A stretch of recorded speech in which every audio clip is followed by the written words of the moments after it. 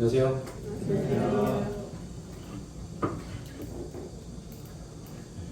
저 집에 있는 책 중에 이제 제목이 하나 있는데 사막을 건너는 6가지 방법이라는 책이 있습니다. 어떤 사람이 이제 사막을 건너면서 어떻게 하면 사막을 잘 건너나 이제 방법을 쓴 책인데, 제가 그 책을 처음 샀던 게 22살, 23살 때인 것 같습니다. 수원역에 있는 서점에서, 애경백화점 안에 있는 서점에서 그 책을 샀었는데, 그 책에 그 책 표지에 있는 메인 문구가 어떻게 적혀 있냐면, 힘들고 고독한 인생의 사막을 건너는 당신을 위한 책. 도대체 15년 전에 저에게 무슨 힘든 일이 있었는지 모르겠지만 어쨌든 당시에 제가 그 카피라이터에 꽂혔어요. 힘들고 고독한 인생의 사막을 건너는 당신을 위한 책. 그래서 사서 잘 읽었는데 중요한 내용은 아니었습니다. 근데 어쨌든 사람들은 흔히 인생에서 겪는 그런 어려운 시간들을 사막에 비유하곤 합니다. 이것은 또 굉장히 성경적이기도 하죠. 성경에서 많은 부분을 인생의 어려움과 또 겪어야 될 그런 고난들을 사막, 광야에 비유하는 것을 우리는 이미 알고 있습니다. 오늘 본문도 그 중에 한 가지 본문입니다. 우리 함께 시편 63편 같이 읽겠습니다.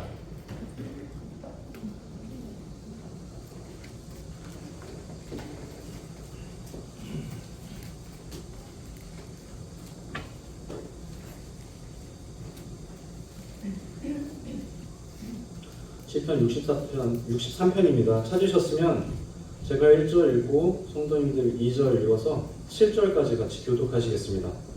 시편 63편 제가 먼저 읽겠습니다. 하나님이여, 주는 나의 하나님이시라. 내가 간절히 주를 찾되 물이 없어 마르고 황폐한 땅에서 내 영혼이 주를 갈망하며 내 육체가 주를 앙모하나이다.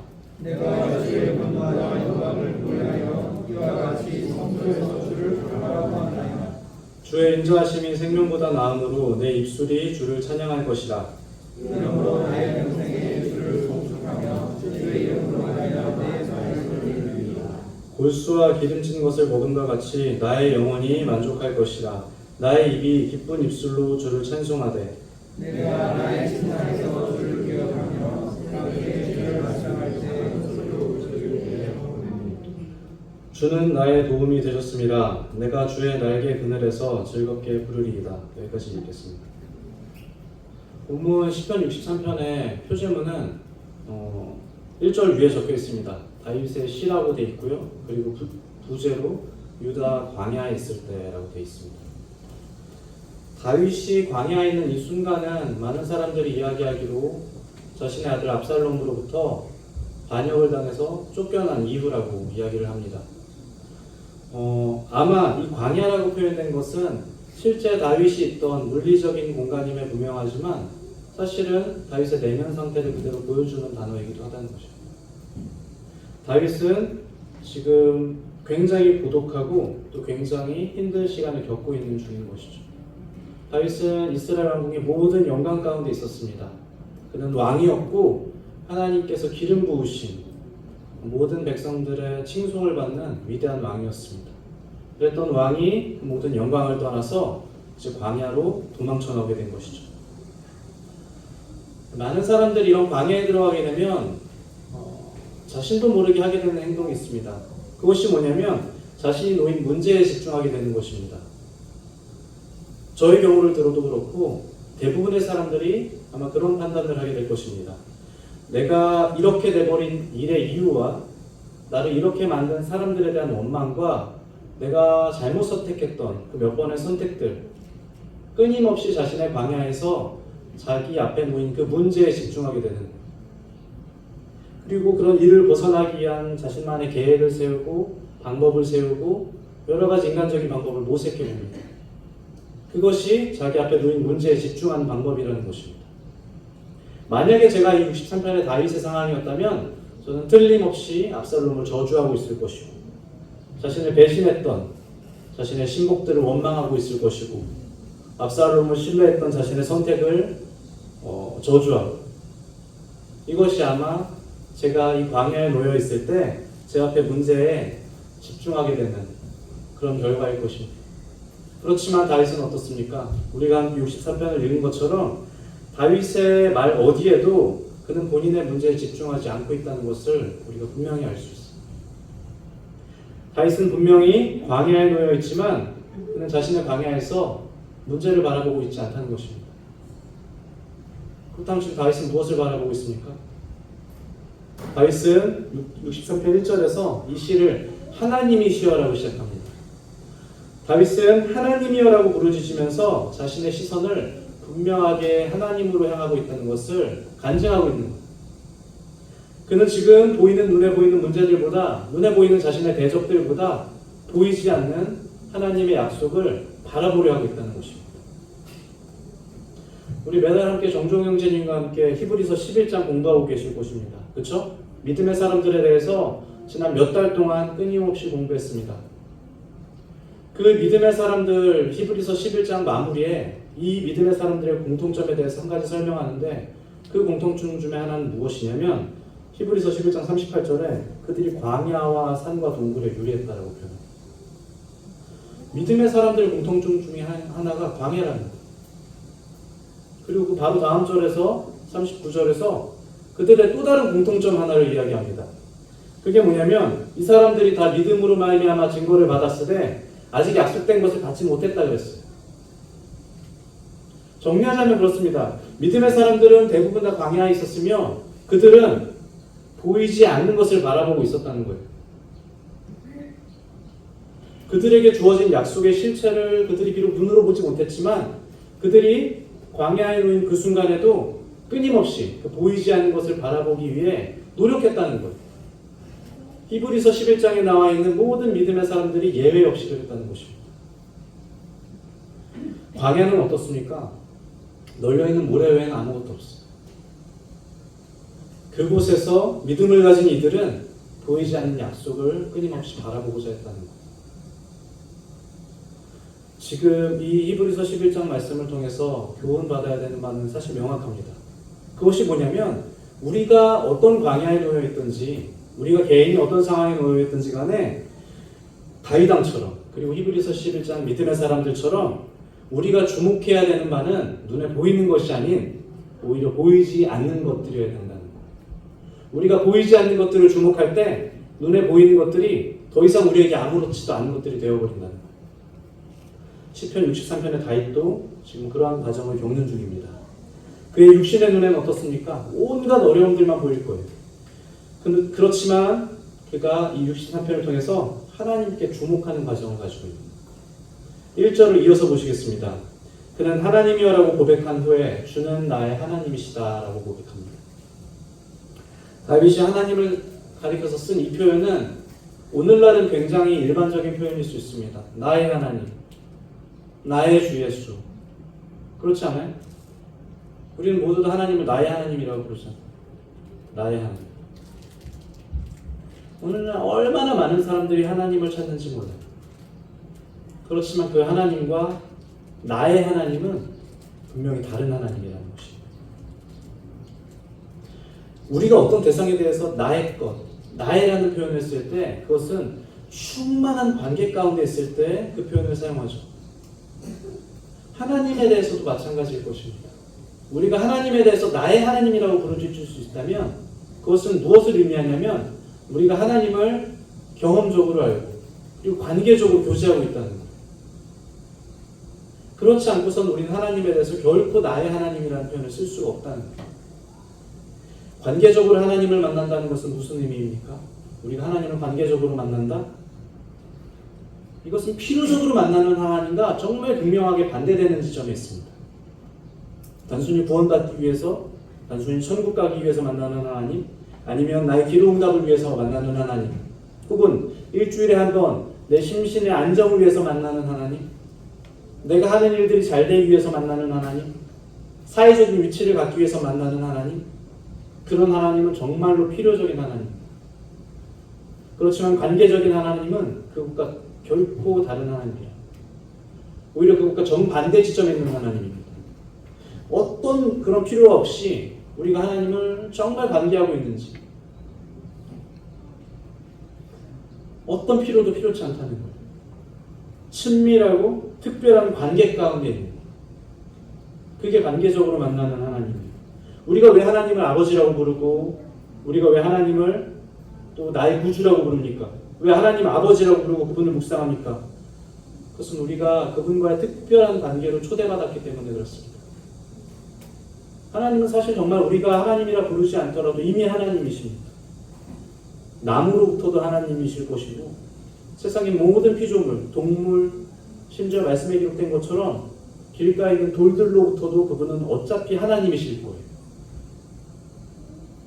그렇지만 우리에게 있어서 그분은 나의 하나님으로 부름받았다. 예수 그리스도의 보혈을 통해서 이제는 우리가 특별한 관계 가운데 거하게 된다는 거예요. 다른 피조물들과 전혀 다른 그 위치로 이제는 우리가 초청받았다는 것입니다. 단순한 창조물과 피조물과의 관계를 넘어선 특별한 관계 가운데. 그래서 우리가 오늘날 하나님을 가리켜서 나의 하나님이라고 부르는 것입니다. 하나님을 경험적으로 만난다는 의미는 어쩌면 이런 친밀한 관계에서 시작되는지 모르겠습니다. 다윗은 그의 어린 시절 때부터 이미 우리가 알고 있는 것처럼 하나님과 특별한 교제 가운데 거하기를 원했습니다. 그의 모든 어려움 가운데, 그의 모든 고난 가운데, 그의 모든 고민 가운데 주저없이 하나님께 나아갔단 말이에요. 끊임없이 하나님과 교제함으로써 하나님이 어떤 분이신지 다윗은 이미 어린 시절부터 계속해서 배워나갔어요. 하나님이 자신을 어떻게 사랑하시는지, 하나님이 자신을 어떻게 지켜주시는지, 하나님이 자신을 어떻게 인내하고 어떻게 용서하시는지 다윗은 하나님에 대해서 충분히 경험적으로 알았다는 거예요. 하나님과 교제하면서 경험한 그분에 대한 분명한 확신이 다윗왕에게는 있었다는 것입니다. 사람과 사람 사이에도 결국 그런 것 같아요. 우리가 어떤 사람들을 알 때 그 사람을 경험해 보지 않고서는, 그 사람과 충분한 교제 가운데 거하지 않고서는, 그 사람의 내면을 보지 않고서는 우리가 그 사람을 결코 알 수가 없어요. 하물며 하나님과의 관계에 있어서 우리가 어떻게 하나님을 경험적으로 만나지 않는데 하나님이라고 부를 수 있다는 거예요. 이 나의 하나님이라는 표현은 사실 굉장히 특별한 표현입니다. 하나님이 자신을 계시할 때 이스라엘 백성들한테 결코 나의 하나님이라는 표현을 사용하지 않으셨어요. 하나님이 자신을 계시하실 때 출애굽기에서 이스라엘 백성들한테 이렇게 이야기합니다. 아브라함의 하나님, 이삭의 하나님, 야곱의 하나님, 너희 조상의 하나님. 특별하죠? 이스라엘 백성들도 모세의 부름을 받고 하나님을 가리켜서 똑같이 이야기합니다. 아브라함의 하나님, 이삭의 하나님, 야곱의 하나님. 그들은 결코 하나님에 있어서 특별한 관계 가운데 들어가지 못했어요. 그랬던 그들이 나의 하나님이라고 부르는 순간이 있습니다. 그것이 출애굽기 15장에서 홍해를 가르신 하나님을 영접한 후에 그들이 모세와 함께 찬양할 때 처음으로 그렇게 부르짖습니다. 나의 하나님이시여. 그들이 이제는 정말 하나님을 경험했다는 거예요. 하나님과의 특별한 관계 가운데로, 하나님의 사랑 안으로, 하나님의 은혜 안으로 그들이 들어가게 되는 거예요. 그 관계 가운데로 들어갈 때야 이스라엘 백성들이 비로소 나의 하나님이라고 부른다는 것입니다. 오늘날 우리가 이 예배당에 나와서 나의 하나님이라고 부릅니다. 나의 주, 나의 그리스도, 나의 예수님. 이 표현이 정말로 그런 상투적인 표현이 아니라 저와 형제 자매님들과 그리고 하나님과의 특별한 관계를 나타내는 그런 표현이었으면 좋겠다는 거예요. 이어서 보시면 1절에 내가 간절히 주를 찾되라고 합니다. 다윗왕이 간절히 주를 찾되 이렇게 고백하죠. 이 간절히 주를 찾되랄 때 이 간절하다라는 기록한 이 원어는 사하르라는 단어인데 이것은 사실 시간적인 의미도 분명하게 담고 있습니다. 이것은 일찍 또 부지런하다 이런 시간적인 의미를 가지고 있는 동사.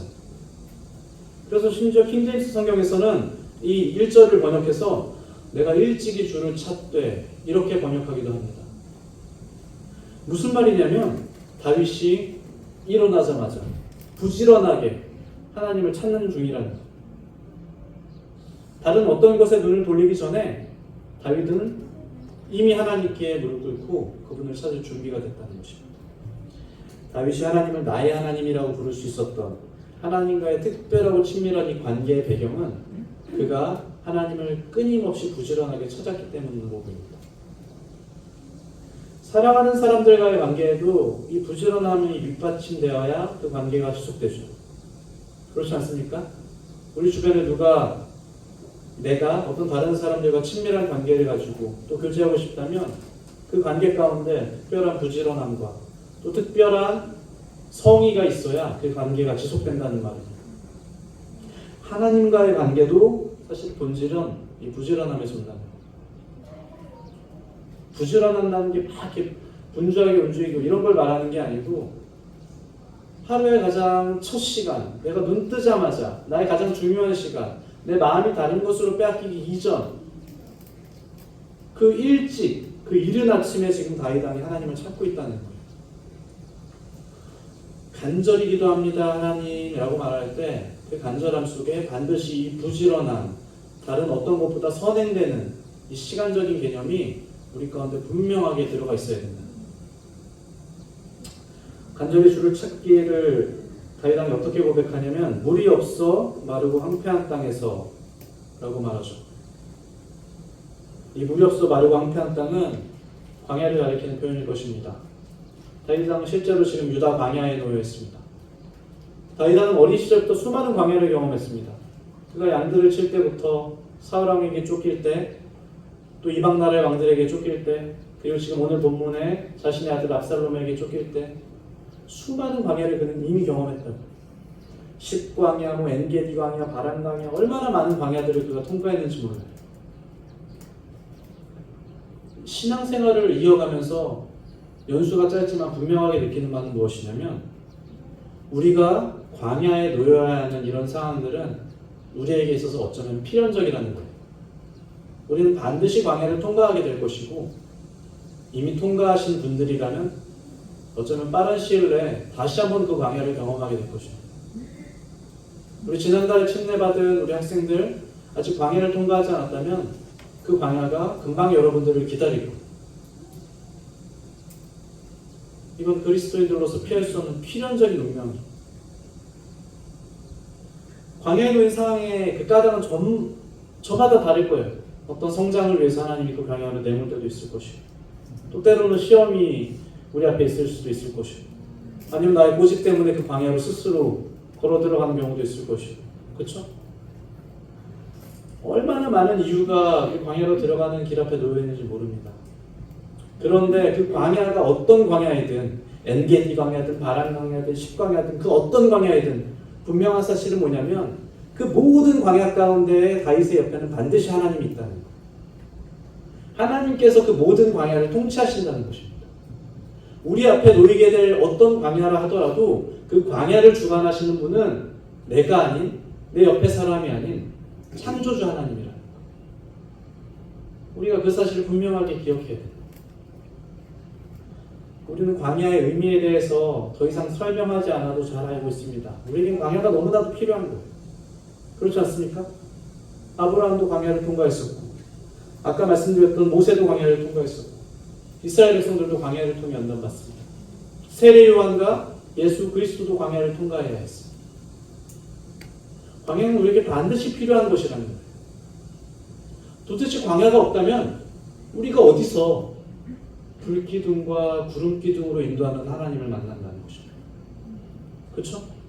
도대체 광야가 없다면 우리가 어디에서 이른 아침에 만나를 내려주시는 하나님을 경험할 수 있어요. 광야가 없다면 우리는 사막에서 물을 내시는 바위를 깨뜨리고 강을 내시는 이 하나님을 우리가 만날 수 없다는 거예요. 본문을 포함한 다윗의 위대한 시들은 대부분이 광야에서 나옵니다. 우리에게 광야가 정말로 필요하다는 증거이기도 합니다. 우리가 어쩌면 지금 이 순간에 광야 가운데 있다면 겸허하게 그것이 우리에게 정말 필요한 것이었구나 라고 받아들일 수 있어요. 얼마 가지 않아 우리가 인생이 그 광야를 만나게 되더라도 이것이 나에게 정말로 필요한 것이구나 라고 인정할 수 있는 그런 용기가 저 여러분들에게 있기를 원하는 마음입니다. 이어서 보시면 이 황폐한 땅에서 다윗이 이렇게 고백합니다. 내 영혼이 주를 갈망하며 내 육체가 주를 앙모하나이다. 내 영혼이 주를 갈망하고 내 육체가 주를 앙모하나이다. 이 마르고 황폐한 이 유다 광야에서 다윗 왕에게 가장 필요한 게 무엇이었겠습니까? 인간적으로 그것은 물이나 혹은 일용할 양식이나 혹은 이 반역을 뒤집을 만한 군사관, 동맹이나 어쩌면 이런 것들이 가장 필요한 것들 아니겠습니까? 이런 것들은 소위 눈에 보이는 것들.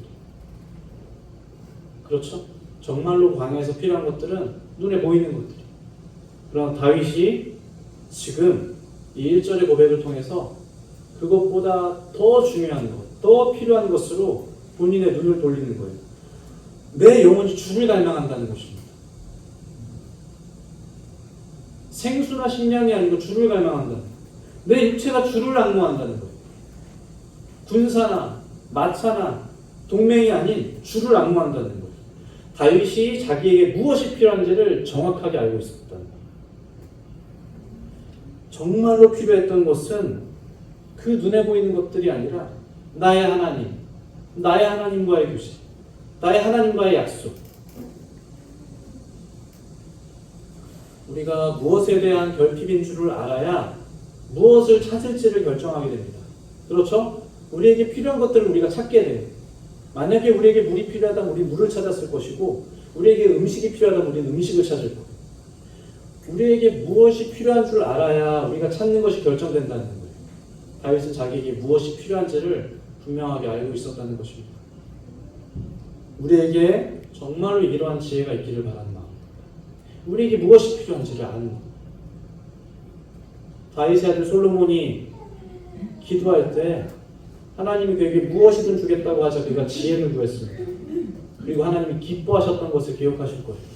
솔로몬은 자기에게 무엇이 필요한지를 정확히 알았어요. 저는 정말로 우리 가운데 이런 지혜가 있기를 바라는 마음입니다. 2절을 보시겠습니다.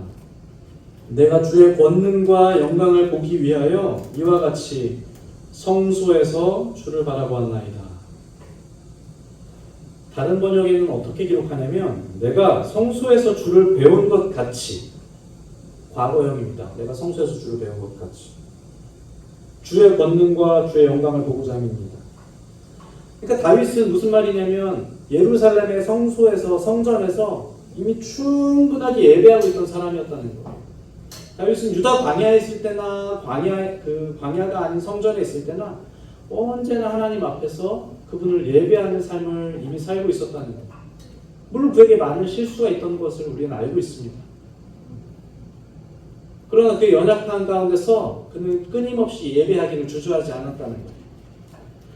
광야에서만 엎드린다든지, 혹은 성소에서만 엎드린다든지, 혹은 축복 가운데서만 엎드린다든지, 혹은 어려운 가운데서만 엎드린다든지, 이런 사람이 아니고 다윗은 언제나 하나님 앞에 엎드릴 준비가 돼 있었다는 거예요. 다윗이 지금 자신에게 무엇이 결핍된 줄 알았던 이유는 그가 이미 예루살렘에서도 예배하는 사람이었기 때문에 그래요. 이미 예배하는 사람이었기 때문에 나에게 지금 하나님이 필요하구나, 이것을 그가 본능적으로 알았다는 거예요. 이 컵을 한번 보십시오. 컵에 물이 따라두고 물이 비우면 없어진 줄 아실 거예요. 그렇죠?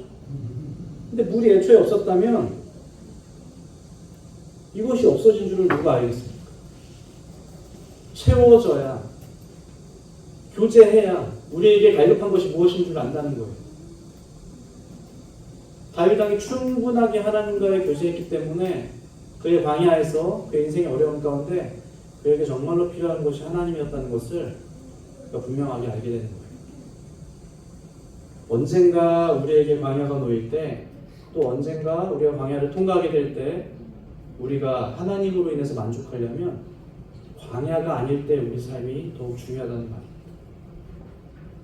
광야가 아닐 때 우리 삶에 일부라도 우리의 축복이 남아있을 때, 우리 삶에 감사의 제목이 일부라도 남아있을 때, 그때 우리는 더욱더 충만하게 그분과 교제해야 됩니다.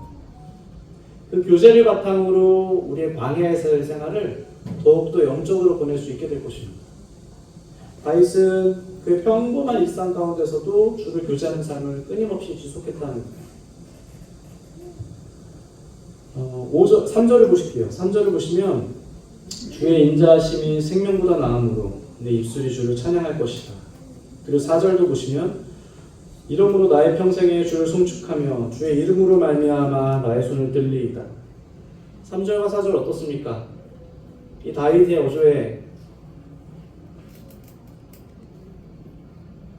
외로움과 고독이 있습니까? 아니면 기쁨과 찬양이 있습니까? 이것은 누가 보더라도 명백한 기쁨과 찬양이죠. 3절과 4절 1절과 2절에 다윗이 엎드릴 때는 다윗의 영은 그의 표현처럼 마르고 황폐했을지도 몰라요.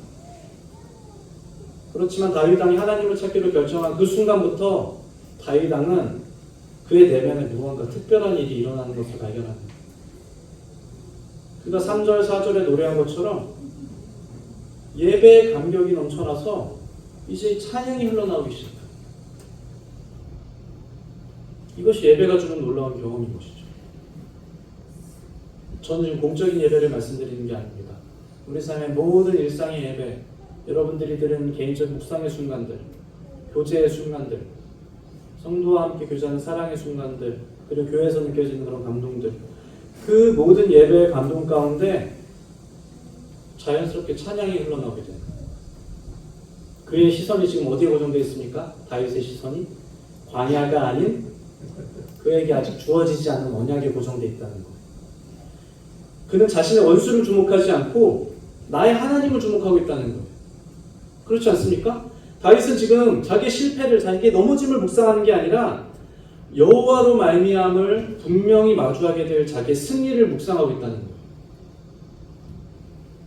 이것이 다윗이 보이지 않는 것을 보는 법입니다. 하나님을 묵상할 때, 하나님과의 함께 그런 시간들을 묵상할 때 그의 입에서 찬양의 제사가 흘러나오게 돼요. 예배는 어떻습니까? 이 감사는 어떻습니까? 끊임없이 이렇게 우리 영혼을 충만하게 하는 거예요. 이것은 다른 어떤 것으로도 대체할 수가 없습니다. 세상의 양식, 혹은 세상의 쉼, 좋은 영양제들, 아니면 좋은 휴가들, 결코 이런 것들로부터 이 충만함이 대체될 수가 없다는 거예요. 이런 것들은 우리에게 일시적이고 제한적인 만족을 줄 수 있으나 하나님으로 말미암은 이 기쁨은 그 모든 것들을 초월한다는 것입니다. 저희 자매가 이제 출근을 하죠. 회사에 나가는데 아침 7시쯤 나갑니다. 7시쯤 출발을 하거든요. 근데 작년 말에서 올해 초에 회사 업무 때문에 굉장한 스트레스를 경험했던 적이 있습니다. 얼마나 스트레스를 받았냐면, 저 말고요, 제 자매가 얼마나 회사 일 때문에 스트레스 받았냐면 머리가 계속 빠지는 거예요. 매일 수채구멍이 막힐 정도로. 안색도 점점 안 좋아져요.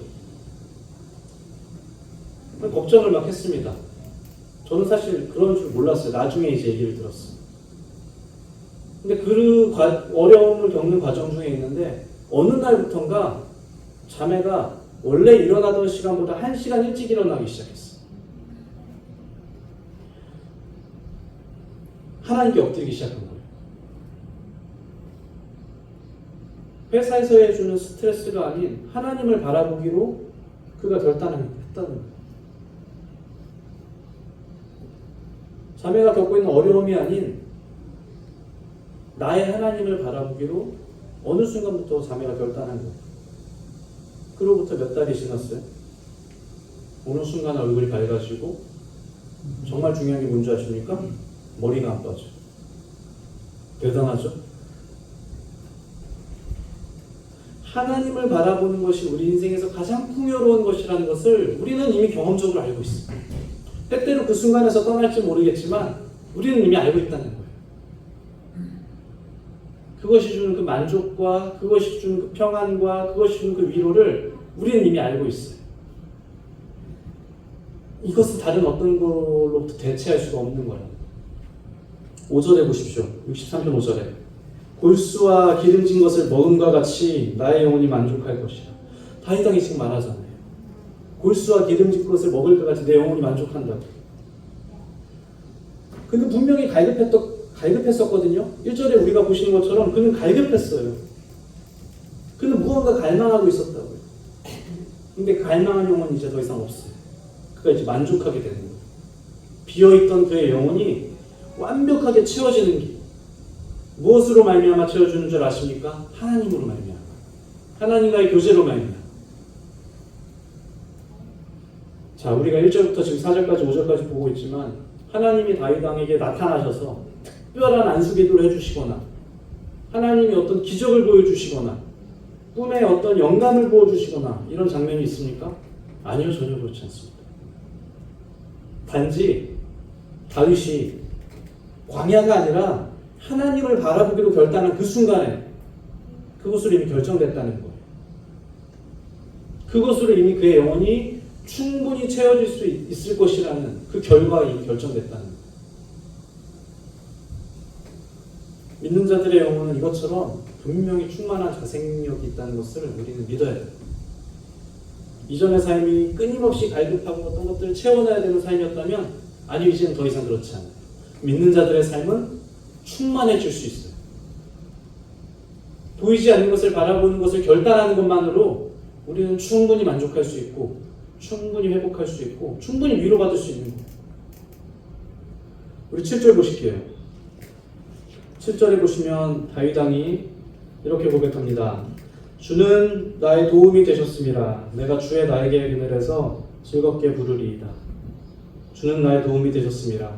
내가 주의 나에게 그늘에서 즐겁게 부르리이다.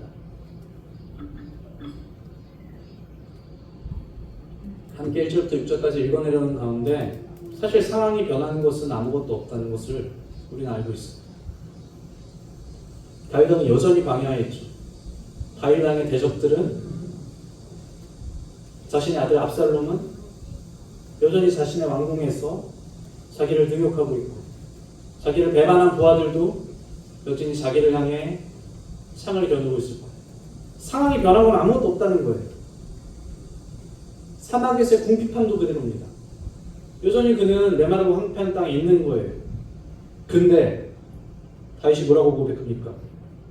내가 주의 날개 그늘에서 즐겁게 부르리이다. 그의 영혼이 완벽하게 채워지니까 무슨 일이 일어나는 줄 아십니까? 1절에 메마르고 황폐한 땅이 이제 그늘이 돼버렸어요. 다윗 왕이 갑자기 광야에서 주의 날개 그늘을 발견하게 됩니다. 이것은 완벽한 대조적인 지점 아닙니까? 메마르고 황폐한 땅과 주의 날개 그늘은 전혀 어울리지 않는단 말이에요. 상황이 변한 것도 없고 아무런 도움받은 것도 없지만 다윗 왕이 갑자기 광야 가운데서 주님의 날개 그늘을 찾기 시작했어요. 무엇 때문에 그랬습니까? 다윗 왕이 보이지 않는 것들을 바라보기로 결단했기 때문에 그렇습니다. 말씀 정리해 볼게요. 시편에는 150편의 시가 있습니다. 그렇죠? 수많은 시들이 존재합니다. 그리고 그 많은 시들 가운데는 하나님을 찬양하는 시들도 있고 그리고 자신의 신세를 한탄하는 시들도 있습니다. 어떤 사람들은 이것을 가리켜서 탄식시라고 그러더라고요. 150편 가운데 무려 50편이 탄식시래요. 그런데 그렇게 탄식하는 시들도 결국엔 어떻게 되냐면 그 시를 마칠 때쯤이면 그 시의 결말은 언제나 찬양으로 귀결돼요. 그래서 유대 랍비들은 이 시편을 가리켜서 그냥 시라고 부르지 않고 이 시편의 영어 제목이 뭡니까? 쌈이죠, 쌈. 근데 유대 랍비들은 이 시편에 테헬림이라는 이름을 붙였어요. 이것은 무슨 뜻이냐면 찬송시라는 뜻을 가지고 있어요. 1편부터 150편까지 모든 시가 찬송시라는 거예요. 탄식하던 내 신세를 비탄하던 무슨 상황에 놓여있든지 간에 우리는 언제나 찬송으로 귀결될 수 있다는 거예요. 그래서 이 시편을 찬송시라고 불렀다고요. 짧은 이야기 하나 해드리겠습니다. 1940년대 2차 세계대전이 열렸을 때 독일이 많은 유대인들을 학살했던 것을 우리는 알고 있습니다. 600만 명이 넘는 유대인들을 학살했죠. 그것을 홀로코스트라고 부릅니다. 그리고 그 가운데 가장 많은 사람들이 죽어나갔던 수용소, 아우슈비츠 수용소에 대해서도 들어보셨을 거예요. 그곳에서만 400만 명이 넘는 유대인들이 죽었어요. 그 유대인들이 학살당하는 동안 많은 유대인들이 이 아우슈비츠 수용소에서 끊임없이 묵상하던 게 있습니다. 그게 뭔지 아십니까? 아우슈비츠 수용소에서 자신의 형제자매 부모가 죽어나가고 내 자녀가 죽어나가고 끊임없이 죽음의 공포에 시달리는 동안 그들이 끊임없이 묵상했던 것. 시편 23편이었어요. 여호와는 나의 목자시니 내게 부족함이 없으리라. 그가 나를 푸른 풀밭에 누이시며 쉴 만한 물가를 인도하시리라.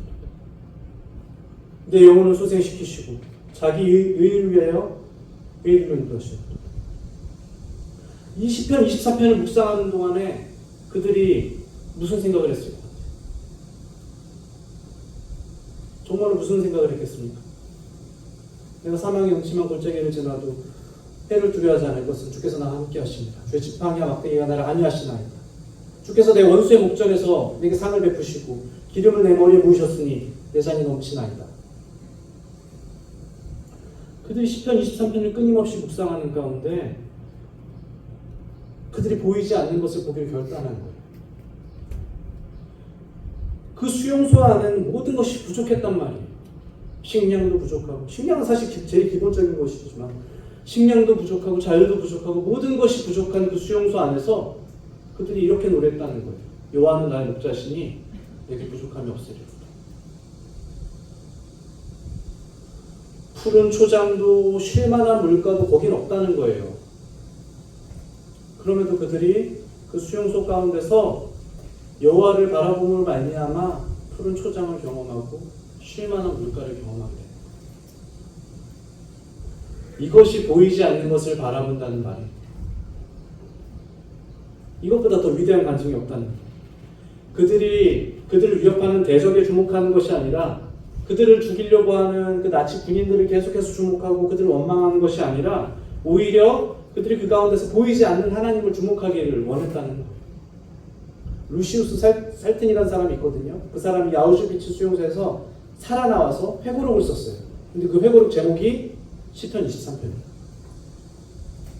그러면서 그가 그 책의 말미에 이렇게 고백합니다. 이 시가 그곳에서 나의 목자가 되었다. 그 척박한 수용소에서 전쟁의 참상 가운데 어쩌면 우리와 동일한 믿음을 지니고 어쩌면 우리와 동일한 연약함을 지녔던 그 사람들은 그 가운데 좌절하지 않고 그 가운데서도 보이지 않는 것에 주목하기를 원했다는 것입니다. 우리 침례식 때 자주 부르는 찬양 있죠? 무엇입니까? 침례식 때 자주 부르는 찬양. 예수를 나의 구주 삼고 아시죠? 저는 그 찬양 그 마지막 절을 제일 좋아하거든요. 마지막 절 가사가 어떻게 되는지 아실 거예요. 주 안에 기쁨 누림으로 마음의 풍랑이 잔잔하니 그리고 이렇게 고백합니다. 세상과 나는 간 곳 없고 구속한 주만 부르다. 풍랑이 어떻던지 간에 세상이 어떻던지 간에 전쟁이 어떻던지 간에 세상과 나는 전혀 간 곳 없고 구속한 주만 보이게 되는 그 놀라운 간증이 광야 가운데 있는 저와 여러분들에게 분명히 있기를 원하는 거예요. 이제 시편 63편을 볼 때 우리가 시선을 어디에 둬야 될지 정말 명확해지는 것입니다. 주님을 바라보라라는 말만큼 기독교에서 많이 쓰이는 말이 있습니까? 너무나 많이 쓰이는 표현이죠. 주님을 바라보라. 이것만큼 정말 상투적이고 어떻게 보면 뻔한 이 설교 제목이 있겠습니까? 그렇지만 이것이 광야에서 다윗을 살게 했던 정말 단순 명료한 진리라는 것입니다. 이것으로 말미암아 다윗의 영혼이 회복되고 다윗이 살게 되었다는 우리 인생의 광야 가운데서도 언제 만나게 될지 모르지만 또 이미 겪고 있을지도 모르겠지만 우리가 보이는 그 광야가 아닌 보이지 않는 것에 주목함으로써 다윗 왕처럼 우리의 심령이 메마르고 황폐해지는 것이 아니라 어느 순간에더라도 우리는 주님의 날개 그늘 아래 있을 수 있다는 것입니다. 함께 기도하겠습니다.